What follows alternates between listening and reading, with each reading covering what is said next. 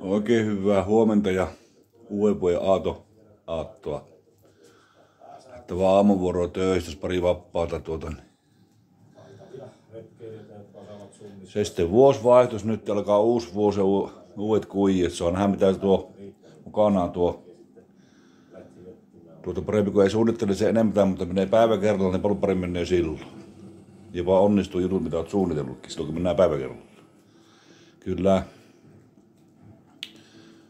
Se näin vaan on Lähdettävä kohta elemaan töihin päin ja tehtävä tämä aamuvuoro tosiaan heittävä pari päivän vapaalle sitten. Perjantaina vasta iltavuoroon. Mutta minä toivotan kaikille oikein hyvää aattoa. Olkaahan kiltisti, ampukaa varovasti rakettia. Rakastakaa toisia, välittäkää toisista. Ja kun vuosi vaihtuu, niin luvatkaa toisillenne, että pidätte toistenne huolta, koska se on tärkeä asia.